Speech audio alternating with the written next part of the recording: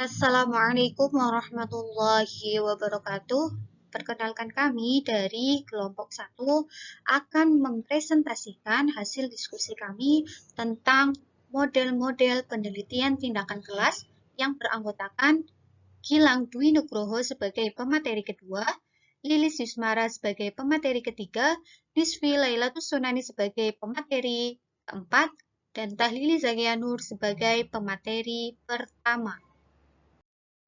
Sebelum kita mempelajari tentang model-model penelitian tindakan kelas, PTK atau penelitian tindakan kelas itu diartikan sebagai proses pengkajian masalah pembelajaran di dalam kelas melalui refleksi diri dalam upaya untuk memecahkan masalah tersebut dengan cara melakukan berbagai tindakan atau solusi yang terencana dalam situasi nyata serta menganalisis setiap pengaruh dari perlakuan tersebut. Jadi, proses PTK itu dimulai dari mengkaji masalah pembelajaran yang ada di dalam kelas. Kemudian kita merefleksi diri atau introspeksi diri sehingga menemukan akar permasalahan yang ada. Setelah itu kita mencari solusi dari permasalahan yang ditemukan, lalu menerapkan solusi yang kita ajukan untuk menyelesaikan atau memecahkan masalah yang ditemukan. Kemudian setelah itu, setelah penerapan dari solusi yang sudah kita terapkan, kemudian kita menganalisis apakah pengaruh tersebut sudah sesuai dengan yang diinginkan atau belum. Jadi seperti itu ya. Pengertian model. Model adalah abstraksi dunia nyata atau representasi peristiwa kompleks dari suatu sistem dalam bentuk naratif, matematis, grafis, serta lambang-lambang lainnya. Model bukanlah realitas, akan tetapi representasi realitas yang dikembangkan dari keadaan tertentu. Dengan demikian, model pada dasarnya merupakan rancangan yang dapat digunakan untuk menerjemahkan sesuatu ke dalam realitas yang sifatnya lebih praktis. Jadi, model itu berfungsi sebagai sarana untuk mempermudah berkomunikasi atau sebagai petunjuk yang bersifat perspektif untuk mengambil suatu keputusan atau sebagai petunjuk menyusun perencanaan untuk kegiatan pengelolaan. Yang selanjutnya, manfaat model penelitian tindakan kelas. Yang pertama yaitu model dapat menjelaskan beberapa aspek perilaku dan interaksi manusia. Yang kedua yaitu model dapat mengintegrasikan seluruh pengetahuan hasil observasi dan penelitian, hasil pengamatan dan penelitian.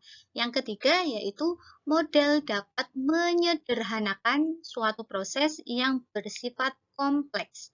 Yang keempat, model dapat digunakan sebagai pedoman untuk melakukan kegiatan. Jadi, manfaat dari model PTK ini sebagai pedoman untuk melakukan kegiatan. Contohnya kegiatan pembelajaran yang ada di dalam kelas, seperti itu. Kita masuk ke materi inti, yaitu tentang model-model penelitian tindakan kelas. Untuk model-model penelitian tindakan kelas, kami bagi menjadi 6 model. Yang pertama yaitu model Kurt-Lewin, yang kedua model Kemis dan MC-Taggart, yang ketiga yaitu model Ebert, yang keempat model Elliot, yang kelima model Hopkins, yang keenam yaitu model bentuk siklus. Saya akan menjelaskan model-model penelitian tindakan kelas. Yang pertama yaitu model Kurt-Lewin. Bahwasannya pelaksanaan penelitian tindakan adalah proses yang terjadi dalam suatu lingkaran yang terus-menerus. Kurt Lewin menjelaskan bahwa ada 4 hal yang harus dilakukan dalam proses penelitian tindakan, yakni adanya perencanaan, tindakan, observasi, dan refleksi. Apabila digambarkan, proses penelitian tindakan model Kurt Lewin terdapat pada slide selanjutnya. Di sini terlihat seperti lingkaran dan belah ketupat, yang di atas terdapat perencanaan, yaitu proses menentukan program perbaikan yang berangkat dari suatu ide gagasan peneliti. Yang kedua, ada tindakan, yaitu perlakuan yang dilaksanakan oleh peneliti sesuai dengan perencanaan yang telah disusun oleh peneliti. Selanjutnya ada observasi, yaitu pengamatan yang dilakukan untuk mengetahui efektivitas tindakan atau mengumpulkan informasi tentang berbagai kelemahan atau kekurangan tindakan yang telah dilakukan. Selanjutnya ada refleksi, yaitu kegiatan analisis tentang hasil observasi hingga memunculkan program atau perencanaan yang baru. Model selanjutnya ada model Chemist dan MC-Taggart, yaitu model yang merupakan pengembangan dari model Kurt Lewin. Dalam Chemist dan MC-Taggart terdapat komponen tindakan dan komponen pengamatan, yaitu dijadikan menjadi satu kesatuan. Hal ini didasari bahwa pada kenyataannya penerapan tindakan dan pengamatan tidak dapat dipisahkan. Dua kegiatan ini merupakan kegiatan yang dilakukan dalam waktu yang bersamaan. Empat komponen dalam model Chemist dan MC-Taggart dipandang sebagai suatu siklus. Dalam hal ini merupakan suatu putaran kegiatan yang terjadi dari perencanaan, tindakan, observasi, dan refleksi. Berdasarkan refleksi, kemudian disusun rencana, tindakan, dan observasi serta refleksi, demikian seterusnya. Banyaknya siklus tergantung pada permasalahan yang dipecahkan. Di sini terdapat bagan model Chemist dan MC-Taggart, yaitu terdapat perencanaan, lalu dilanjutkan kepada tindakan dan observasi, selanjutnya refleksi, kemudian diulang, namun terdapat perbaikan perencanaan, selanjutnya tindakan observasi, lalu refleksi, dan begitu selanjutnya tergantung pada masalah yang dipecahkan.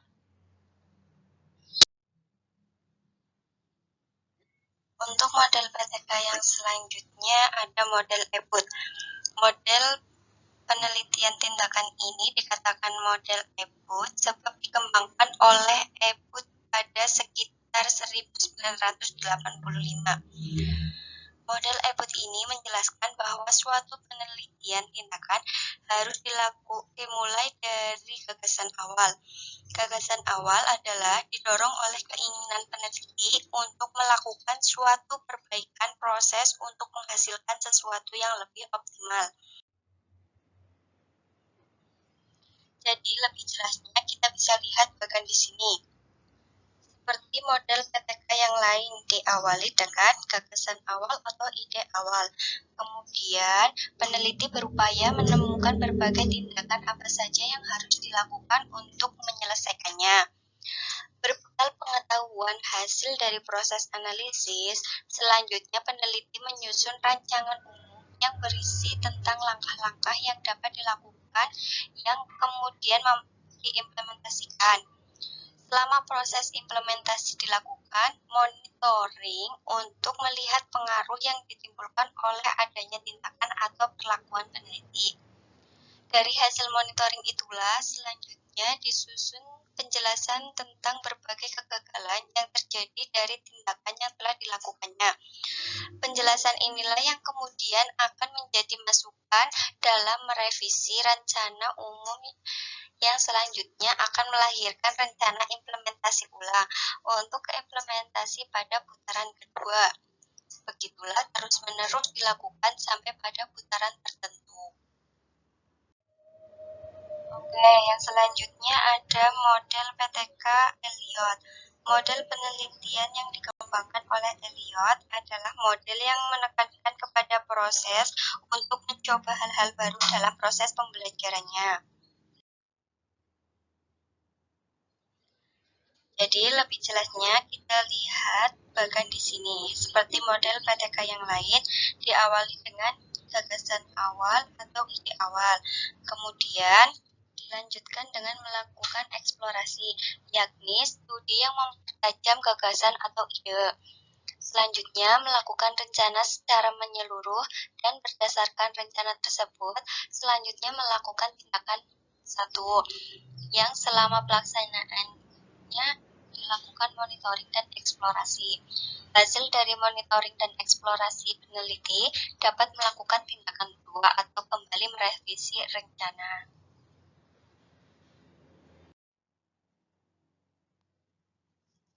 Yang selanjutnya yaitu model Hopkins.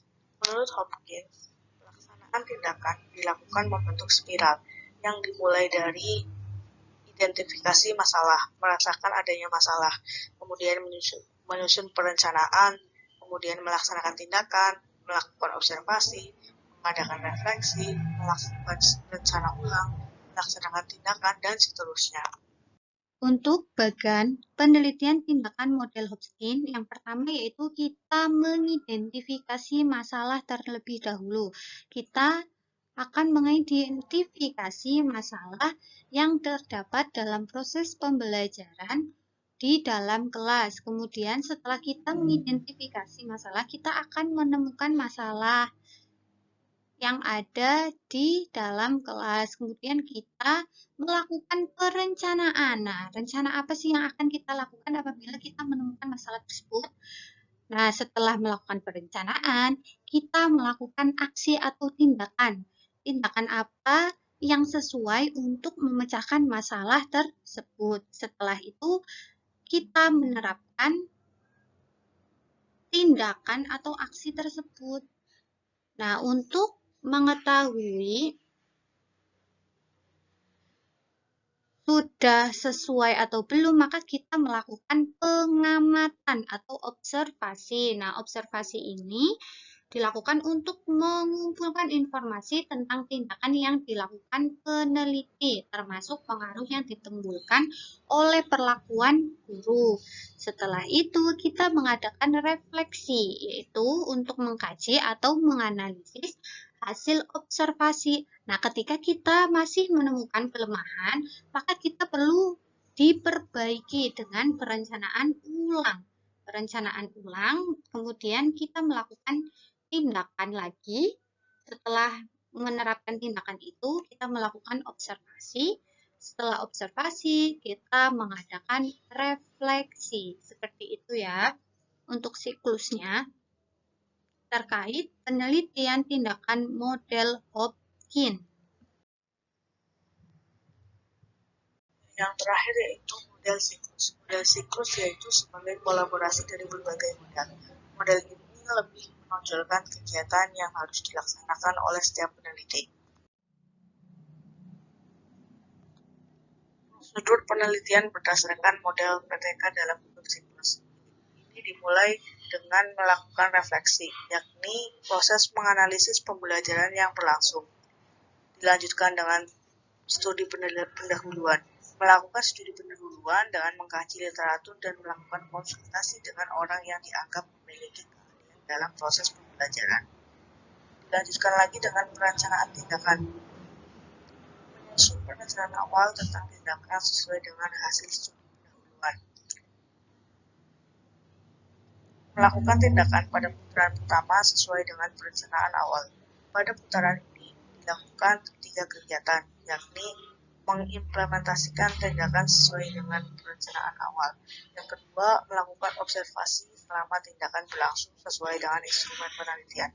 Yang ketiga, melakukan refleksi, yakni kegiatan diskusi dengan observer untuk mengkaji dan menganalisis proses kegiatan hingga ditemukannya berbagai kelemahan tindakan, serta mengkaji informasi tentang efek yang ditimbulkan dari adanya tindakan.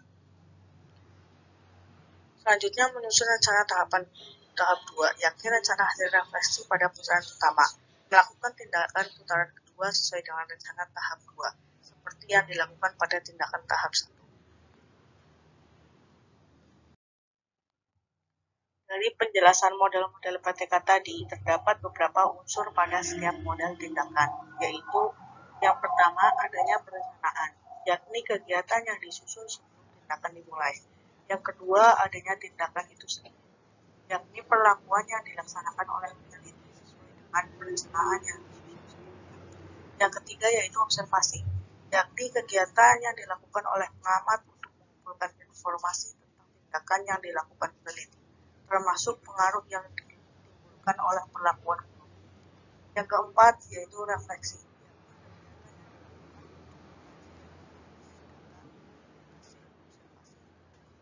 terutama untuk melihat berbagai kelemahan yang perlu diperbaiki. Terima kasih kepada pemateri 1, 2, 3, dan 4. Sekian pemaparan terkait materi model-model penelitian tindakan kelas. Kurang lebihnya mohon maaf. Wassalamualaikum warahmatullahi wabarakatuh.